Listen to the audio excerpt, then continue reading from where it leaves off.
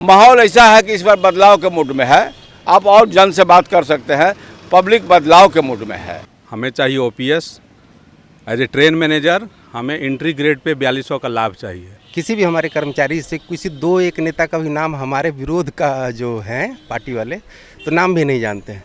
भौगोलिक स्थिति को देखते हुए हर जोन में तय कीजिए कि बीट लेंथ का क्या रेशियो होना चाहिए। रेलवे में ट्रेड यूनियन के मान्यता प्राप्त कराने के लिए चुनाव की प्रक्रिया शुरू हो गई। आपको बता दें कल से चुनाव की 3 दिवसीय प्रक्रिया शुरू हुई है और धनबाद सहित तमाम 33 केंद्रों में, धनबाद के 5 केंद्र और बाकी तमाम 33 केंद्रों पर जो है वोटिंग का कार्य जो है वो कल से शुरू हो गया। इस वक्त हम धनबाद केंद्र में मौजूद है और यहाँ पर आपको हम दिखा सकते हैं कि काफ़ी शांतिपूर्ण तरीके से यहाँ पर मतदान की प्रक्रिया संपन्न कराई जा रही है। पहले दिन 50.26% वोटिंग दर्ज की गई है। आज यहाँ पर क्या माहौल है और जो मतदान कर्मी, चलिए उनसे हम बातचीत करते जानते हैं कि इस बार क्या माहौल है।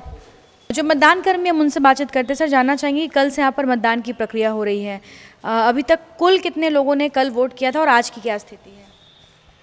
कल टोटल जो है यहाँ एक्चुअली हमारे ऑडिटोरियम में जो है 874 वोट है टोटल, लेकिन कल हम लोग का 417 वोट यहाँ गिरा है और आज करीब 148 के लगभग, कितना है हुआ आज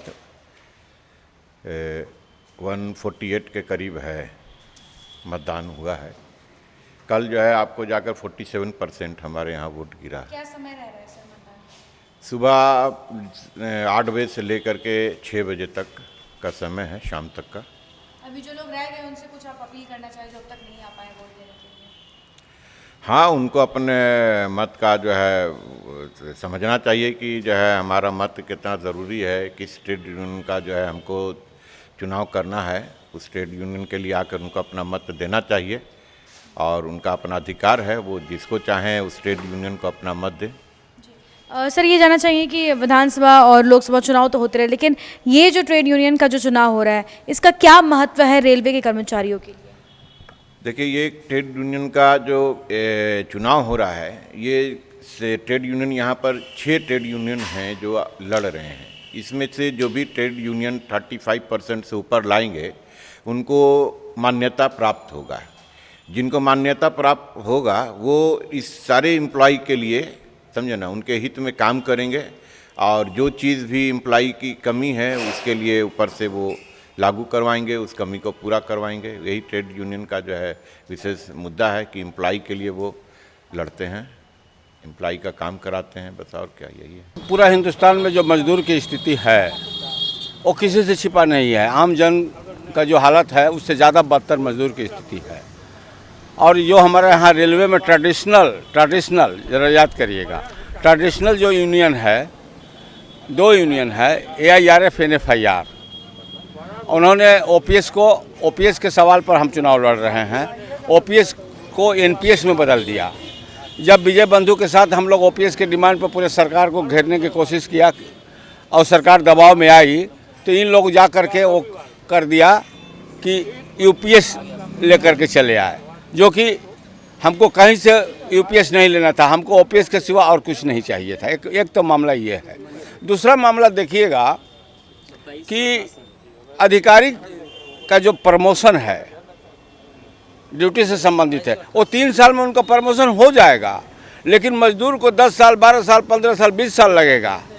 तो उसने कहा था कि एक MSCP देंगे, उन्होंने MSCP दिया नहीं हम लोगों को, उसको कॉम्प्लिकेटेड बना करके कोर्ट कचहरी का मामला बना दिया और वो अपना ले रहे हैं प्रमोशन, लेकिन मजदूर का प्रमोशन ठप पड़ा हुआ है। सबसे बड़ी बात है कि 7वां पे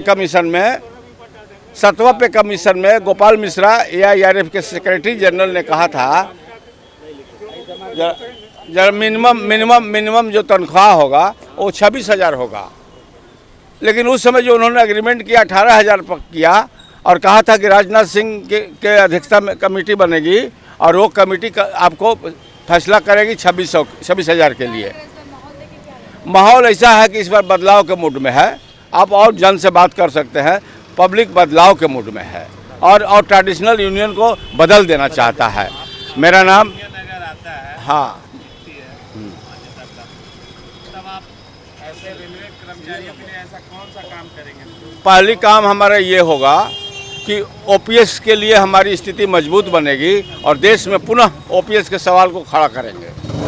जो पुरानी पेंशन को और हमारे मजदूर को टाइम बिंग पर प्रमोशन दिया जाए और हमारा काम का रिव्यू किया जाए कि हमारा काम का असेसमेंट किया जाए कि हमारा काम क्या है और हमको क्या तनख्वाह मिलना चाहिए। ये हमारा मेन पॉइंट है। कर्मचारियों का माहौल तो परिवर्तन का है।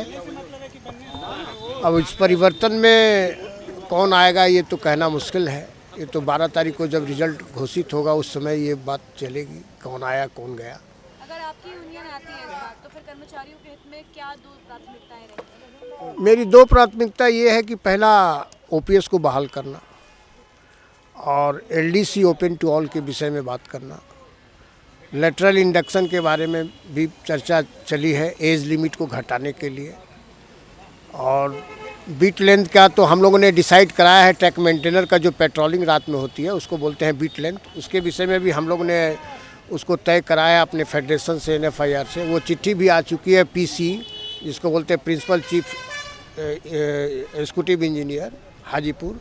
उनको भी आई है कि आप भौगोलिक स्थिति को देखते हुए हर जोन में तय कीजिए कि बीट लेंथ का क्या रेशियो होना चाहिए। जैसे भौगोलिक स्थिति इन दिस सेंस, जैसे जंगली इलाका, उतार चढ़ाव, ये सारी स्थिति को देखते हुए आप बीट लेंथ को कम करने का काम कीजिए।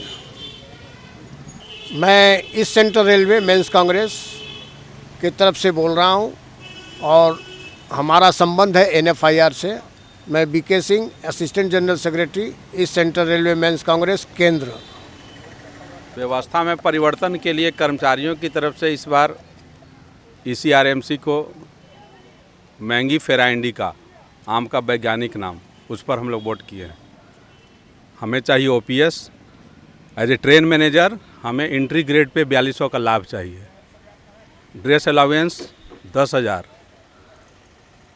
और कैडर रिस्ट्रक्चरिंग का लाभ चाहिए। एमएससीपी पूरे इंडियन रेलवे में सबको एमएससीपी है एक्सेप्ट गार्ड कैटेगरी, बस उसका डिमांड है। और इसीलिए हम लोग इस बार पूरे गार्ड यूनियन के तरफ से गार्ड कैटेगरी ईसीआरएमसी को वोट करने का निर्णय लिया है। ईस्ट रेलवे कर्मचारी यूनियन को मौका देने जा रही है और पहले भी मौका दी है। 13 वर्षों से हम लोग कार्य कर रहे हैं। हमारी मान्यता है इस वर्ष भी तमाम रेल मजदूर हमारे पक्ष में मतदान कर रहे हैं। हमने और भी बाकी लोगों से भी बातचीत की। सबका कहना था कि इस बार जो है लोग बदलाव चाह रहे हैं। इसके बारे में ये ऐसा कुछ नहीं है। हम लोगों ने कर्मचारी के लिए काम किया है और हम तो शुरू से ही काम करते आए हैं और हमारे विपक्ष में तो कोई रहा ही नहीं है इस तरह का कोई, जो कि सिर्फ चुनाव के वक्त दिखते हैं कुछ लोग। बाकी इससे पहले अगर आप किसी भी हमारे कर्मचारी से किसी 2-1 नेता का भी नाम हमारे विरोध का जो है पार्टी वाले, तो नाम भी नहीं जानते हैं। तो ऐसे में आप खुद ही समझ सकते हैं कि क्या माहौल है और क्या इन लोगों का काम है। कल आपने देखा कि शांतिपूर्ण तरीके से यहाँ पर मतदान संपन्न कराया जा रहा है। इस बार चुनाव में 6 अलग अलग ट्रेड यूनियन हैं। हमने कई इन लोगों से, जो यूनियन के लोगों से बातचीत की। कुछ का कहना है कि इस बार जो है कर्मचारी वो बदलाव चाह रहे, तो वही कुछ का कहना है कि कर्मचारी जो है वापस से उन्हें ही मौका देंगे। अब देखते हैं कि इस बार जनता क्या फैसला करती है, जो रेल के कर्मचारी वो क्या फैसला करते हैं, क्योंकि ये फैसला जो है आने वाले समय में उनके हित में फैसला लेने वाले यूनियन ही तय करेंगे। तो फिलहाल 12 तारीख को आपको बता दें कि रिजल्ट सामने आ जाएंगे और उसके बाद ये पता चल पाएगा कि आखिर इस बार ट्रेड यूनियन की जिम्मेवारी किसको मिली है। फिलहाल इस तरह के तमाम अपडेट्स हम आप तक पहुंचाते रहेंगे अपने सहयोगी संतोष के साथ। Shambhavi Singh, the news post, Dhanbad.